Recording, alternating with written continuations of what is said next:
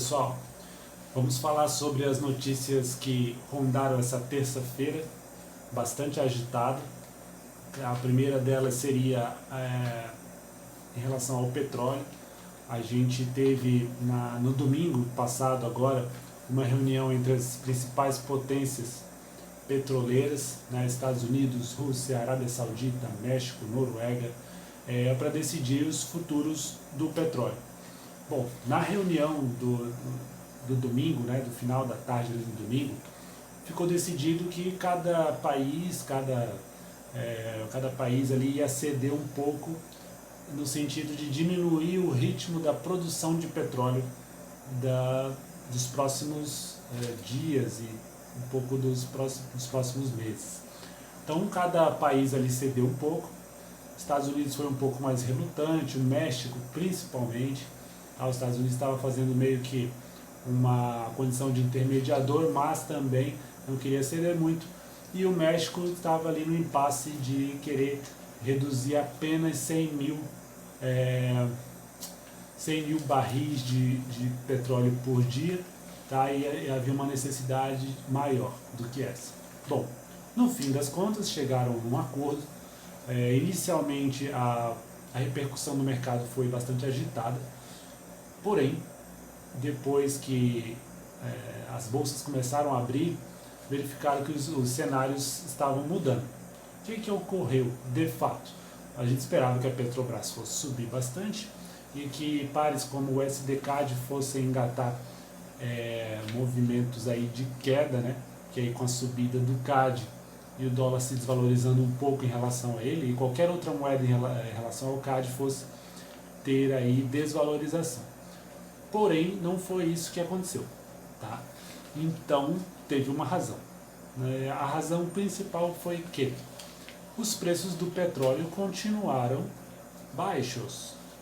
Então, a intenção de fazer um acordo de diminuição de produção de petróleo seria no sentido de equilibrar a questão do preço. Não foi isso que aconteceu. A Arábia Saudita, por intermédio da sua que seria similar à Petrobras aqui no Brasil, lá o nome, se eu não me engano, é Aramco, uma coisa assim. Eles fizeram a seguinte questão: eles começaram a comercializar com os países da Ásia. Deixa eu só ver aqui o nome do país, eu tinha até anotado, é Aramco mesmo. Então eles começaram a comercializar agora com os países asiáticos a preços muito baixos. Então a Arábia Saudita, apesar de ter firmado esse acordo, esse país, por intermédio da sua estatal, está vendendo preços abaixo ali dos $20 para países do Oriente Médio, da Ásia. Por que disso? Porque tanto essa empresa quanto as várias outras estatais, empresas de petróleo dos países, elas estão com problemas de produção, produziram mais do que a demanda mundial está necessitando. O que acontece? Quando se produz demais, você precisa aliviar o estoque, você precisa mandar esse estoque vender. Como tem uma demanda inferior à oferta, existe muito petróleo à disposição e pouca gente querendo comprar, o que acontece? Naturalmente os preços barateiam, então eles também não conseguiram aumentar o preço. Eu, Emanuel, tenho a seguinte opinião em relação a esse assunto. O preço vai voltar aos níveis anteriores? Vamos voltar. Porém, isso vai demandar um certo tempo. O estoque de petróleo precisa ser comercializado, isso não vai ser de forma rápida, mesmo porque, eu quero falar aqui também que, em que pese a produção de petróleo ter sido muito alta, tem uma oferta muito grande e pouca demanda, tem que se observar também que a demanda continua em um ritmo de diminuição. Isso quer dizer que, apesar de os países terem feito um acordo para diminuir a produção de petróleo, continua havendo diminuição de países e compradores de petróleo continua diminuindo porque a quarentena ainda não chegou a picos em alguns países. Tem países que estão, a quarentena que eu digo é o vírus, né? O vírus não chegou, alguns países não estão no estágio de pico, alguns países já acharam que estava tudo certo e agora estão tendo retorno de casos, os casos aumentando. Então, assim, existe uma previsão aí também de diminuição na demanda por petróleo. Então, a coisa vai surtir de forma lenta, a retomada do equilíbrio de oferta e demanda vai demandar um tempo e, logicamente, enquanto isso, a Aramco, né, que é da Arábia Saudita, consegue fazer preços baixos, ela vai continuar vendendo para alguns países da Ásia e, infelizmente, esses países da Ásia vão sofrer um pouco. Eu quero dizer o seguinte, países que normalmente exportam petróleo para outros vão ter dificuldade ali na Ásia, né, e outros continentes também vão ter dificuldade porque não conseguem vender mais barato que a Arábia Saudita, que nesse momento faz praticamente um monopólio pela questão do preço, né? A questão do preço deles hoje é imbatível. Por mais que eles tenham feito o acordo, eles precisam eliminar o estoque deles e eles só vão fazer assim, vendendo barato. É a lei da oferta e demanda, certo? Primeira questão então era sobre o petróleo. A segunda questão que eu quero falar com vocês é sobre o ouro. O ouro, o metal mais famoso do mundo em relação a termos comerciais, teve uma subida aí, não foi surpresa. Quem acompanha o canal sabe, eu já falei em alguns vídeos anteriores, vocês podem ver alguns vídeos atrás aí que eu falei da subida do ouro, era iminente, era uma coisa que era óbvia e clara que ia acontecer, porque a gente via que tinha nos futuros do ouro tinha lá gente querendo comprar na época a 1.600 alguma coisa, a gente estava em 1.580, alguma coisa assim. Então existia gente querendo comprar, só que não tinha como fazer a logística do ouro físico. Então as corretoras aumentaram os spreads, falta de liquidez, tudo isso. E isso influenciou na questão de não tinha muita gente conseguindo comprar, mas estava muito claro ali que existia gente querendo comprar, só não estava tendo ouro à disposição. Tá? Então as corretoras dificultaram um pouco, aumentando os spreads, mas então assim, era um movimento que estava próximo de ser feito, estava muito claro. Então hoje o ouro já rompeu essa segunda resistência histórica, que estava na região de 1.700 e alguma coisa, e chegou lá no 1.700, agora no final da tarde, 1.740 e alguma coisa, se eu não me engano. Tá? Os futuros do ouro já indicavam 1.770 e alguma coisa. O spot, que é o ouro à vista, estava em 1.730 dólares a onça.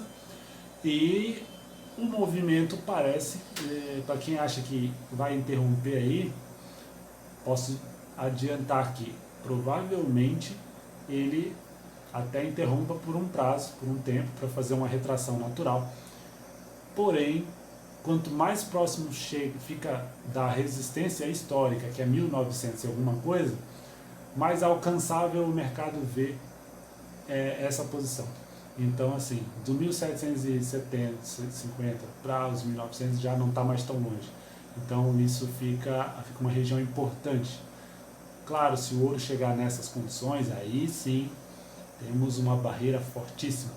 Enquanto isso, temos um espaço livre do 1.750 até o 1.900. Então devemos ter aí uma retração, mas a procura por ouro continua grande. Tá? O cenário não é aliviador, existe uma crise, uma recessão. FMI, dentre outras associações e órgãos, dizendo que vai haver uma recessão muito grande no mundo, e isso é inevitável.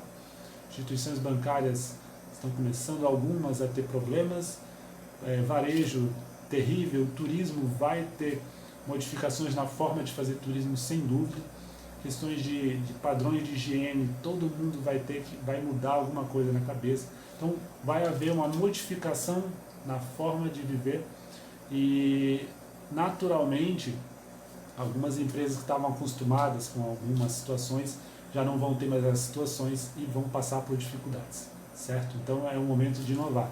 E aí, logicamente, nessa transição vai haver sim uma recessão global e o cenário otimista está traçado e o pessimista ninguém sabe ao certo qual seria o fundo, tá?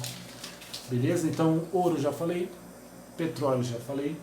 Agora falar sobre uma empresa específica da Bovespa, Azul, ao qual eu não tenho ações dela, não pretendo ter tão cedo, a não ser que ela baixasse um pouco mais, porque o setor de aéreas é complicado.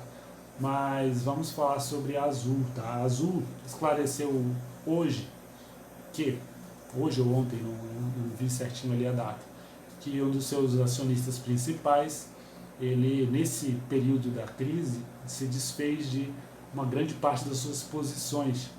Ele era detentor de muitas ações ali da companhia e teve que se desfazer, mas a companhia alerta que não foi feito um desfazimento ativo por esse sócio. O que eu quero dizer? Não foi ele que foi lá e se desfez porque estava vendo que a companhia estava num descenso do preço e não.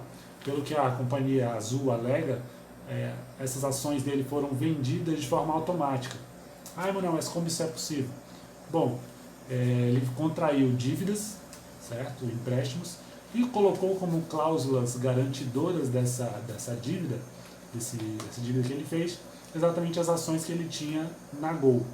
Então, parece, pelo que a companhia disse, que a execução dessa garantia foi acionada sem ele ter mesmo condição de ter feito o manejo dessas posições. Então, foi visto que ele deu chamada de margem para ele não conseguiu fazer o aporte necessário, e aí houve desfazimento dessas posições que ele tinha.